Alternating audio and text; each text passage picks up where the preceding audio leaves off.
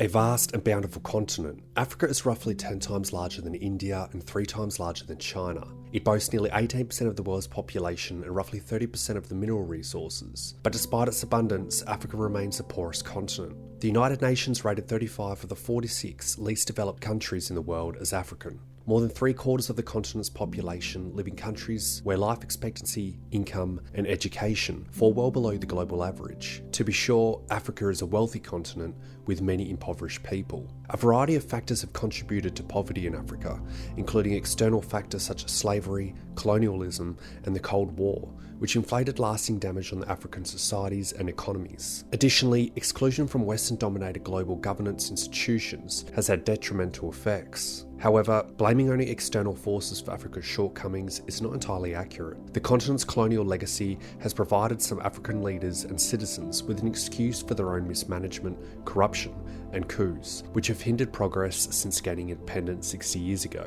Despite this, many continue to place the blame on others rather than taking responsibilities for their own actions. As a human race, the majority of nations have experienced some form of colonialism or exploitation throughout their history. Despite this unfortunate reality, most countries have managed to overcome these challenges and progress forward. Instead of dwelling on the past, Africans should focus on taking responsibility for their own future and shaping their own destiny. This involves advocating for better governance, upholding the rule of law, and demanding accountable leadership. However, friends in the West must also act with more integrity and less hypocrisy. This should empower Africa to have a greater say in global institutions, enhance the governance of these institutions and multicultural corporations, and eliminate regulatory loopholes that enable significant illicit financial flows out of the continent. In order for Africa to prosper, it requires allies who support its development, not accomplices who facilitate its exploitation. My name is Zero Fox, and on this channel, we look to break down the biased narratives spun from governments and mainstream media, and instead provide you with transparency and truth. If this is your first time here on this channel, I welcome you. Let's begin. Africa has undoubtedly suffered long-lasting repercussions as a result of the colonial rule. The borders drawn by European powers were often arbitrary and disregarded ethnic, geographic, and historical realities. The creation of certain countries like Gambia and Lesotho occurred entirely within borders of other nations, while many others become landlocked and thus dependent on neighbouring countries for access to the sea. These nations are a stark contrast to the Great Mali Empire, which during the 13th to 16th centuries ruled over territory spanning 9 modern-day African countries. Although African countries wisely agreed to maintain these artificial borders at the time of their independence to avoid conflict, the seeds of instability have already been sown. The colonial powers shaped Africa's economy to suit their interests, focusing on exporting resources like wood, cotton, tea, and coffee. This has left many African nations struggling to ensure their own food security. In fact, over half of arable land in countries is used for exporting crops, while they rely on imports to feed their population. Most African countries depend on wheat imports, with Russia and Ukraine being their main sources, as highlighted by the recent conflict in Ukraine. After gaining independence, African nations inherited infrastructure designed for resource extraction. Roads and railways were built by colonial powers for transporting raw materials to ports, resulting in limited connectivity between countries. This makes sea transport more feasible and cost-effective than road or rail for moving goods from Nigeria to Kenya, and shipping goods from West Africa to China is cheaper than to East Africa. Colonial powers neglect governance, favouring rigid hierarchies over democratic institutions. After gaining independence, African nations experienced only symbolic changes, benefiting mainly the president's close elites. Newly formed institutions were insufficient to resist frequent military coups, with Africa experiencing 82 attempts between the 60s and the 70s. A coup was attempted every 89 days on average, with about half succeeding due to weak institutions. Civilian governance is precarious in Africa, with West Africa seeing more military coups and declining legal norms in the past 5 years. National security forces in Africa rely heavily on foreign military partnerships with France, Russia, China, and the United States. This has led to domestic armed forces resorting to violence to seize power instead of fulfilling their duties of protecting their borders, populations, and combating terrorism. After colonialism ended, foreign powers' harmful influence in Africa decreased, but did not vanish. During the Cold War, the United States and the Soviet Union vied for resources, military bases, and UN votes, backing dictators and corrupt leaders. American allies in Africa received limited development funds from the World Bank, with conditional foreign aid hindering continental integration and fostering reliance on the West.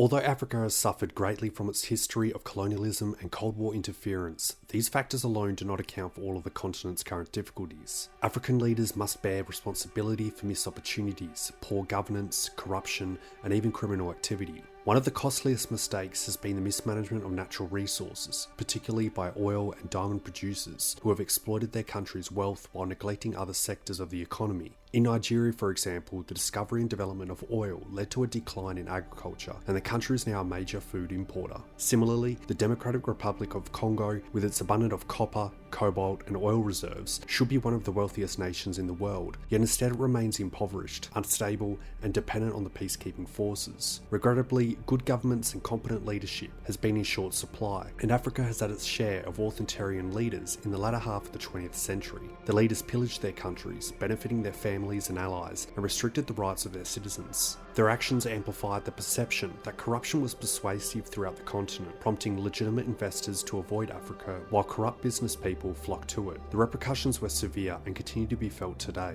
The conclusion of the Cold War was a positive development for Africa since the West no longer considered dictators valuable. The United States and Europe began to prioritise issues such as corruption, democracy, and human rights, often linking aid to progress in these areas. However, by then, Africa had already squandered 50 years due to corruption and mismanagement.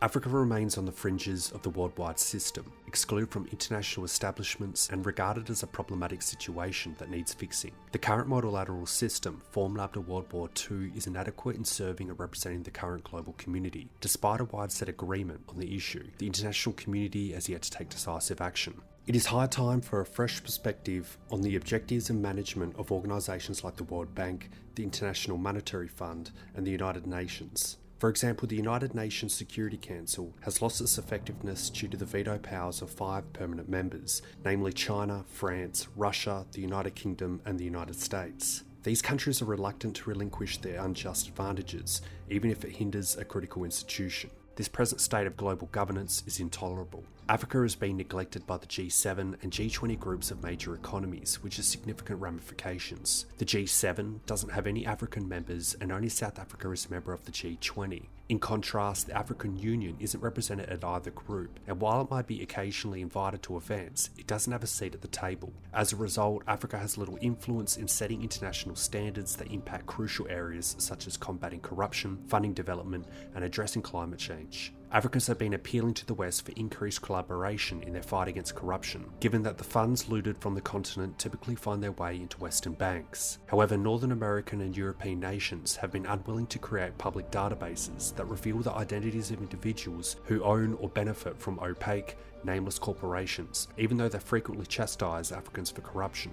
According to the United Nations, Africa loses over $88 billion annually due to illicit financial flows, mispricing of exports and imports, and shifting of profits within multinational companies. This amount exceeds the $52 billion in international aid that the continent receives, raising concerns about who is supporting whom. Additionally, Africa's financing needs to be taken more seriously, as they struggle to borrow in international markets to address various crises, such as COVID-19, climate change, and food insecurity.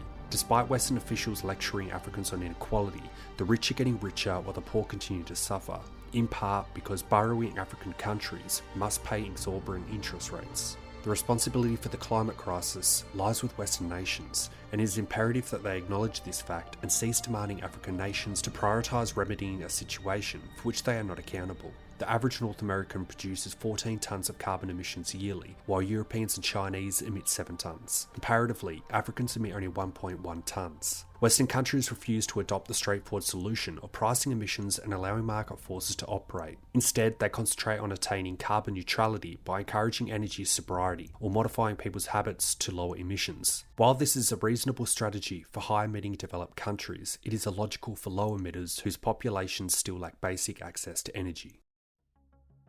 In order for Africa to realise its full potential, it is necessary for both leaders and citizens to address the challenges and shortcomings that exist within the continent. The foremost challenge is the need to accelerate economic integration, despite the unhelpful division of the continent into 54 separate countries. While this division is irreversible, the best way forward is to strengthen economic and political ties between these nations. Integrating markets and expanding their size will support the growth of African industry, especially those that produce pharmaceuticals and vaccines. The COVID-19 pandemic has demonstrated the importance of self-reliance, as countries tend to focus on their interests and put up trade barriers during emergencies. Currently, African countries import almost all of their medicine and pharmaceutical products and vaccines, making it critical to prioritise self-sufficiency in order to ensure safety and health of their population during global crises. The disruptions to crucial grain fertilizer exports to Africa caused by the war in Ukraine demonstrate the need for Africa to prioritise food security by becoming more self-reliant. The agricultural sector in Africa has been neglected for too long, resulting in crop yields that fall far below the global average. However, this presents an opportunity for improvement, as Africa still has more arable land than the rest of the world combined. To capitalise on this potential, African governments must re-evaluate the agricultural model, which is still largely based on subsistence farming. While exports are important, they should not compromise food security. The need for power in Africa is crucial, as 600 million people lack access to electricity, hindering development, education, and health. While Western countries seek access to African gas to offset the loss of Russian gas, they are hesitant to allow Africans to develop their resources for their own use. While 22 African countries rely on renewables, this alone cannot meet the growing energy demands. Thus, Africa must invest in upgrading and scaling up gas storage, transportation, and distribution to tap into the natural gas endowments, alongside developing renewable energy. Lastly, let's discuss the demographics. Africans frequently boast about their young population and the benefits it offers, such as a robust workforce, a growing market, and innovation. However, this so-called demographic dividend has its drawbacks and can only pay off if the youth are educated and trained to thrive in the modern economy. African governments must foster an environment for young people to succeed in their own continent by enhancing access to power, building essential infrastructure, and reinforcing governments and the rule of law. If population growth continues to surpass economic growth, as it does in several African nations, their people will continue to regress instead of progress. For Africa to overcome its challenges, it requires improved governance and elected leaders who can lead effectively. Instead of dwelling on a past that cannot be altered, Africans must focus on taking ownership of the future by working towards development and self-reliance. Ultimately, responsibility for the future of the continent lies solely with Africa. The Russian invasion of Ukraine heightened pre-existing global geopolitical tensions. Since June 2022, high-level visits from Germany, Russia, France, Canada, and the United States to 13 African nations illustrate the competition for Africa's hearts and minds. Renewed attention by global powers has raised concerns about whether Africa could defend its interests, while international relations are increasingly strained. African states must carefully consider their strategic choices and positions to prevent being drawn into global disputes. Africa is home to some of the world's fastest growing economies, despite a sharp economic decrease since the COVID-19 pandemic. Many experts have identified Africa as the next big frontier, as a global economic and political force. Thus, it is unsurprising that many global powers have again turned their attention to the continent.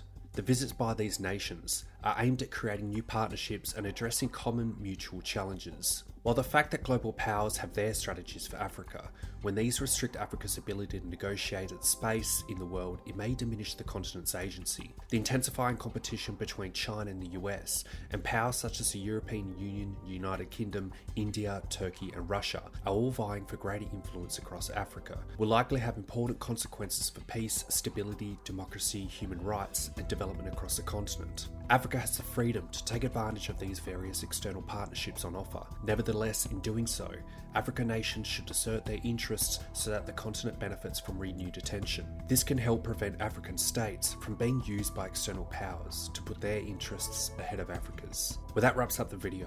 I want to thank you for your support. If you enjoyed the content, perhaps think about subscribing and sharing with your friends. Like always, stay safe, stay informed. This is Zero Fox, out.